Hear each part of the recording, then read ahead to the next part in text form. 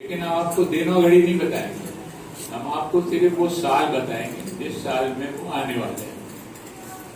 और वो साल है तो यीशु मसीह ने खुद कहा कि उन दिनों के महाक्लेश के बाद मनुष्य का पुत्र स्वर्ग से उतरेगा, तब वो अपने स्वर्गदूतों को आज्ञा देगा कि उसके चुने हुए को चारों दिशाओं से इकट्ठा करे कि उससे हवा में वो मिले, चुने हुए लोगों को। ठीक है, तो हम आपको ये सब बताएंगे कि चुने हुए लोग है कौन, कौन कब कहाँ किससे मिलेगा, वो सब साल भी बताएंगे आपको। महाक्लेश आज से सिर्फ 4 साल बाद चालू होने जा रहा है और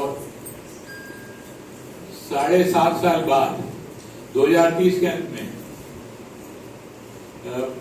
ख्रीष्ट विरोधी की सरकार बन जाएगी, पूरे विश्व की अर्थव्यवस्था एक हो जाएगी, किसी के पास कोई संपत्ति नहीं रहेगी, उसे बोलते हैं ग्रेट रीसेट, और किसी का कोई बैंक अकाउंट नहीं रहेगा। सब ख्रीष्ट विरोधी अपने 666 नंबर से ही कोई लेन देन हो सके, जैसा प्रकाशित वाक्य 13 अध्याय में लिखा हुआ है।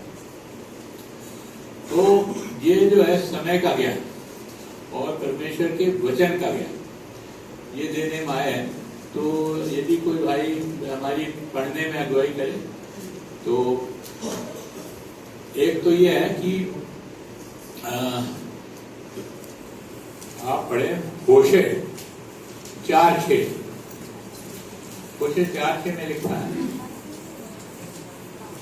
कि मेरी प्रजा के लोग वचन के ज्ञान की कमी से नाश हो रहे हैं। होशे 4:6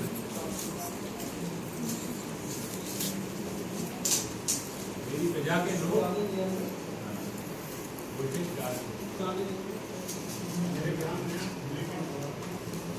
ज्ञान के ना होने से मेरी प्रजा नष्ट हो गई।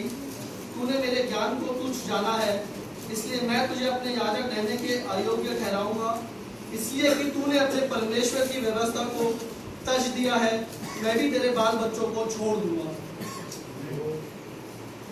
यहाँ पर परमेश्वर कुछ कह रहा है कि मेरी प्रजा के लोग नाश हो रहे हैं क्योंकि उनके पास ज्ञान नहीं है। तो वचन का ज्ञान, समय का ज्ञान, तो वही देने के लिए हम आए हैं आपके पास।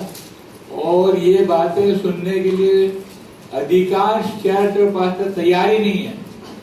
यदि आप पढ़ लें 2 तिमोथी 2 अध्याय, 2 तिमोथी 4 अध्याय का 3 वचन, तो वहां आपको मिलेगा कि लोग अपने कानों की खुजली के अनुसार बहुत सारे उपदेशक बटोर लेंगे, जो उनको सुनने में अच्छा लगता है वही सुनना चाहते हैं।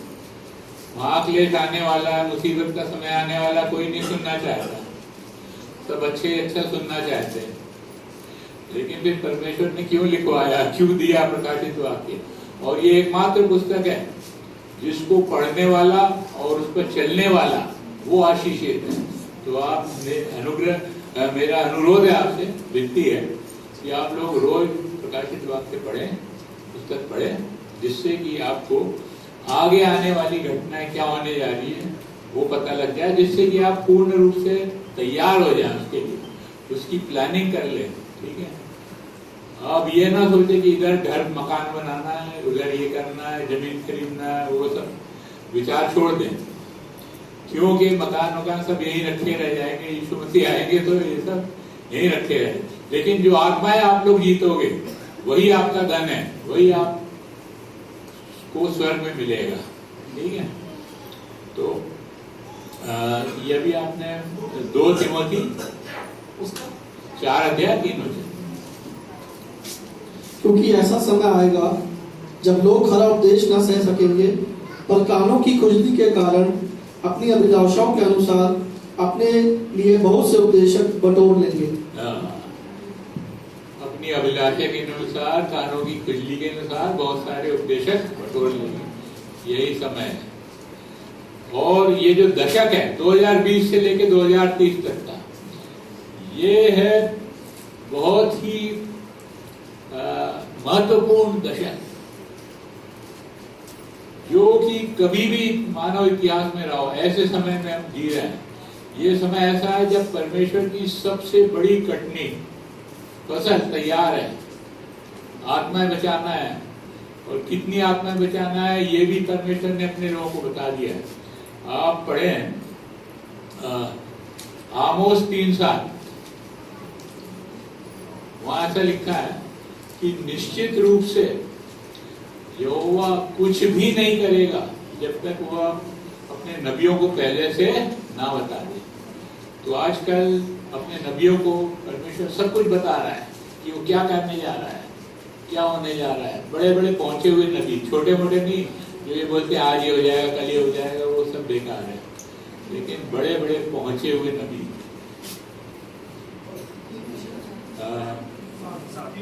इसी प्रकार से प्रभु यहोवा अपने दास भविष्यवक्ताओं पर अपना मर्म बिना प्रकट किए कुछ भी ना करेगा। सिंह गर्जा कौन ना लड़ेगा, परमेश्वर यहोवा बोला कौन भविष्यवाणी ना करेगा।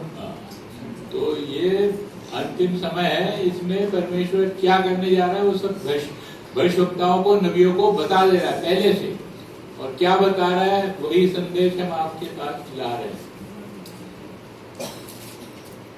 तो ये सब प्रकाशित वाक्य में लिखा हुआ है। हम थोड़ा थोड़ा आपको पहले अध्ययन थोड़ा करा देंगे और उसके बाद फिर दिखा देंगे। हम आपको बताने जा रहे हैं कि महाक्लेश कब चालू होने जा रहा है। आज से 4 साल बाद प्रकाशित वाक्य 8 अध्याय 7 वचन में जो घटनाएं लिखी हुई हैं वो पढ़ दें आप। वो कब होने जा रही है इसकी जानकारी नासा को है। नासा है अमेरिका की स्पेस एजेंसी, अंतरिक्ष पे जो नजर रखते हैं कौन सा उल्कापिंड कब पृथ्वी से टकरा सकता है, इसके बारे में उनकी पूरी जानकारी है।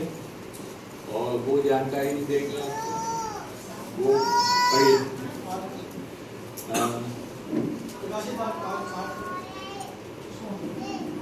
जोर से बोलिए। 8 का 7 से। पहले स्वर्गदूत ने तुरही फूंकी और लहू से मिले हुए ओले और आग उत्पन्न हुई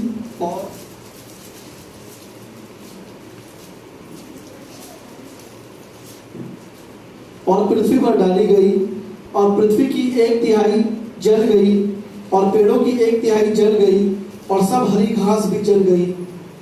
दूसरे स्वर्गदूत ने तुरही फूंकी तो मानो आग सा जलता हुआ एक बड़ा पहाड़ समुद्र में डाला गया, और समुद्र का 1/3 लहू हो गया, और समुद्र के 1/3 प्राणी मर गए और 1/3 जहाज नष्ट हो गए।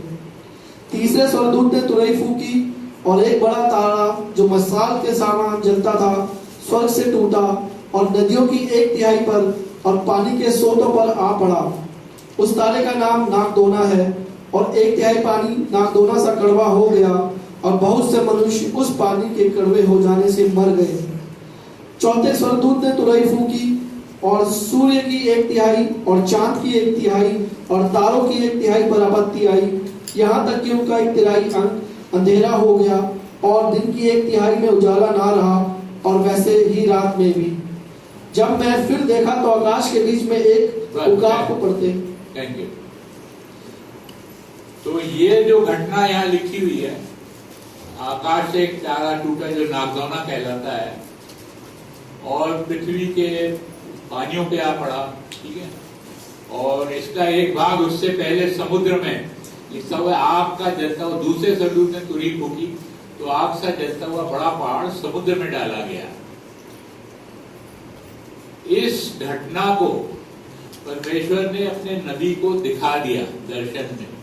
दर्शन में उसने देखा ये सब होते हुए जो कि आपने अभी पढ़ा।